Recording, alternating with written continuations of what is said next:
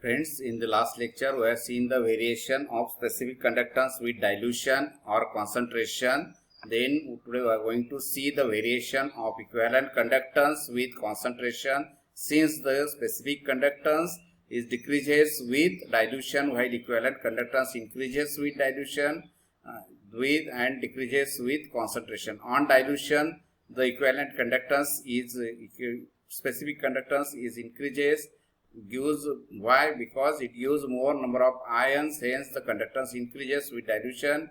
Hence the variation of equivalent conductance with concentration or dilution is studied by plotting the graph lambda equivalent conductance versus root C concentration. In both cases, strong electrolyte and weak electrolyte. Strong electrolyte, for example, HCl, KCl, and weak electrolyte CH3COH. In both cases, the equivalent conductance decreases with concentration, and increases with dilution, decreases with concentration. Then in case of strong electrolyte it shows a straight line, but in case of weak electrolyte shows it exponential nature. For weak electrolyte, the equivalent conductance decreases with gradually with the concentration, and nature of curve is exponential. For strong electrolyte, the conductance decreases with concentration linearly, and at infinite dilution the equivalent conductance is called as the equivalent conductance at infinite dilution. Then we are going to see the equivalent conductance at infinite dilution. Then for study the equivalent conductance at infinite dilution, plot the graph lambda equivalent conductance versus root C. And then for strong electrolyte, the nature of curve shows linear, and for at infinite dilution the extrapolate this curve and then intersect on y-axis, that is the lambda infinity. Lambda infinity means equivalent conductance at infinite dilution. Then equivalent conductance at infinite dilution increases while acquire maximum value, that is called as the equivalent conductance at infinite dilution. It is called as lambda infinity or lambda 0. And then but in case of weak electrolyte we cannot determine a y extrapolating the graph.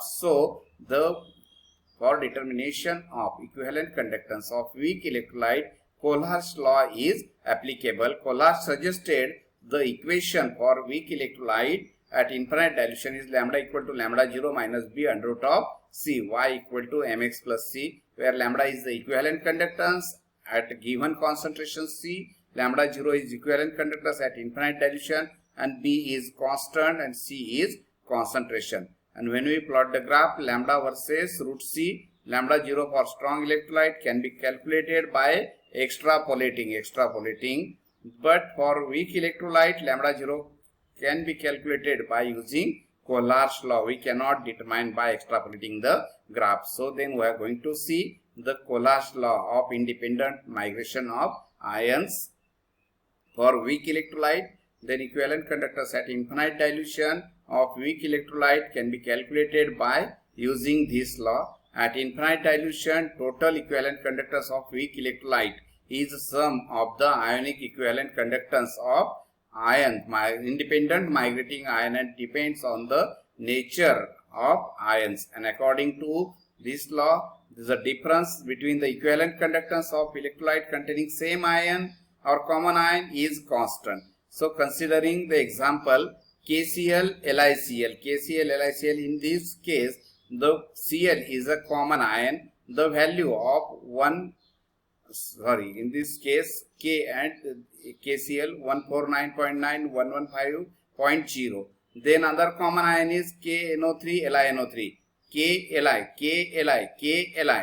In these all examples, K and Li is constant, and when you take the difference between KCl, LiCl, KNO3, LiNO3, KOH, LiOH, and then this difference between these two equivalent conductance at infinite dilution is constant or same. Here 34.9, 34.8, nearly equal to 34.9. Then according to this law of electrolyte is the sum of ionic equivalent conductance of constituent ions at the same temperature and solvent. And then lambda, consider the lambda 0 of weak electrolyte CH3COOH. Then lambda 0 of CH3COOH equal to sum of the lambda 0 of negative ion and lambda 0 of positive ion, cation and anion. Lambda 0 of CH3COO minus plus lambda 0 of H plus. Generally, we can write here lambda 0 equal to lambda 0 plus lambda 0 minus, means lambda equivalent conductance at infinite dilution of cation plus equivalent conductance at infinite dilution of anions, and lambda 0 and lambda 0 minus and lambda 0 plus is the ionic equivalent conductance of respective ions. Then we are going to see the application of Collard's law.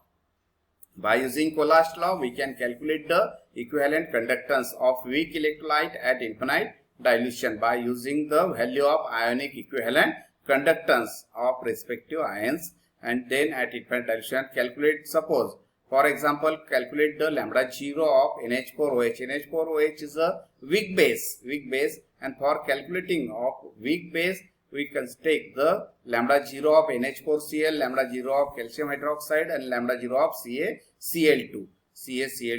These all are the strong electrolyte which undergoes complete ionization in aqueous medium. So lambda 0 of NH4OH is nothing but the lambda 0 of NH4 plus lambda 0 of OH minus. Then lambda 0, from this value we can evaluate, we can determine the value of lambda 0 of weak base NH4OH equal to, by logic, so for the algebraic sum, then lambda 0 2 of lambda 0 of NH4Cl plus lambda 0 of CaOH twice minus lambda 0 of CaCl2.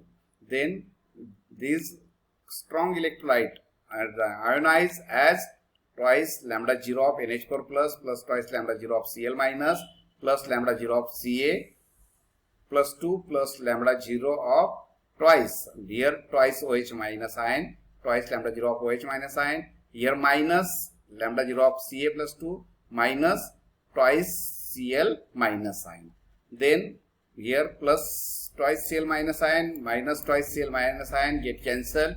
Then calcium get cancelled. What is remaining is there twice lambda 0 of NH4 plus twice lambda 0 of OH minus. And then by using this given value we can evaluate the value of ionic equivalent conductance at infinite dilution. Then application, we are going to see the application of conductance measurement. Some important application of conductance measurement as follows. First, by measuring the conductance, we can determine the solubility of sparingly soluble salt. Sparingly soluble salt means it is a difficultly soluble, which is not completely soluble in aqueous medium, is known as a sparingly soluble salt. Then sparingly soluble salt like sodium chloride, lead sulfate, barium sulfate, etc. The solubility of salt is easily determined by using conductance measurement, because these are partially soluble, so we cannot determine by our other simple method. So this technique is very simple for determination of the solubility of sparingly soluble salt by measuring conductance. Then specific conductance of salt can be determined by taking the value of specific conductance of water and salt. Then as you know, the solution contains salt, as well as when the salt dissolves in water, then it contains the contribution of specific conductance is nothing but the contribution due to salt and contribution due to water. Then from this equation, the LS equal to LS of salt plus LS of water, and then from this equation we can evaluate the value of LS of salt. Then LS of salt equal to LS of solution minus LS of water, and then equivalent conductance of solution is given by the equation lambda equal to 1000 into LS divided by C, and then concentration reference as a solubility. Then this equation becomes, instead of concentration we can put here S, that is a solubility. Equivalent conductance equal to lambda equal to 1000 into LS divided by S, and rearrange this equation for solubility equal to S equal to 1000 into LS upon lambda. By using this equation we can evaluate or determine the value of solubility of sparingly soluble salt. Then next, second application is the measuring of conductance That is the determination of degree of ionization. Degree of ionization is important in chemistry because it is used to calculate the ionization constant of weak electrolyte. The electrolytic conductance is determined by using specific conductance and equivalent conductance. You know the equivalent conductance equal to Ls into VE. VE, this is a equivalent volume, and then molar volume. Molar volume is determined M by D. M by D, molecular weight divided by density. So this equation becomes Ls into M by D. Ls is specific conductance, M is molecular weight, D is density. The degree of ionization is defined as the ratio of equivalent conductance at given concentration to the equivalent conductance at infinite concentration, means infinite dilution. Then degree of ionization is denoted by alpha. Alpha equal to lambda upon lambda 0, and for example, determine the degree of ionization of weak electrolyte CH3COH at 25 degrees centigrade if density is 0.935 gram per cc, if equivalent conductance was found to be 16.25 moles per cc. Lambda 0 of anion CH3COO minus is 349.8 and lambda 0 of H plus is 40.9 respectively. And from this given data, we can determine the first lambda 0 of CH3COOH. Lambda 0 of CH3COH is given lambda 0 of CH3COO minus plus lambda 0 of H plus. So lambda 0 equal to here 349.8 plus 40.9 and equal to 390.7, and then degree of ionization lambda upon lambda 0 equal to 0.41. 0.41.